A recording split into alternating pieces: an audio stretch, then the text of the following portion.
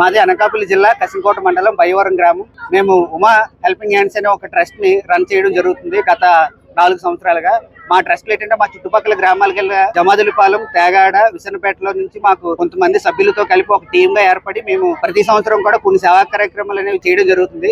మాకేంటంటే పునీత్ రాజ్ కుమార్ గారి ఇన్స్పిరేషన్ గా తీసుకొని మా ఈ ట్రస్ట్ ని రన్ చేయడం జరుగుతుంది.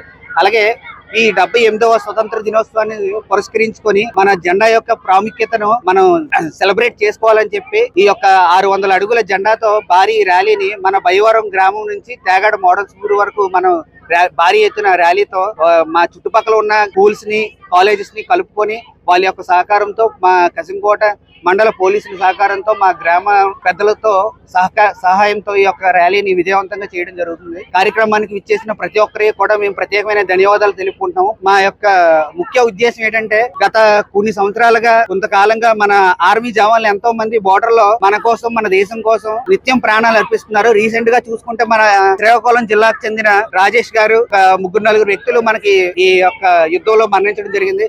వాళ్ళందరినీ స్మరించుకుంటూ ఈ యువతరంగానే జెండాన్ని చనిపోయిన ఆర్మీ జవాన్లందరికీ కూడా మేము అంకితం చేయడానికే ఈ ర్యాలీని ప్రారంభించడం జరిగింది. ఈ యొక్క ర్యాలీలో పార్టిసిపేట్ చేసిన ప్రతి ఒక్కరికి కూడా, చిన్నలకి, పెద్దలకి, గ్రామ పెద్దలకి, జిల్లా స్థాయి నాయకులకి, ప్రెస్ వారికి, పోలీసుల వారికి కూడా మేము ప్రత్యేకమైన ధన్యవాదాలు తెలుపుకుంటున్నాం అండి.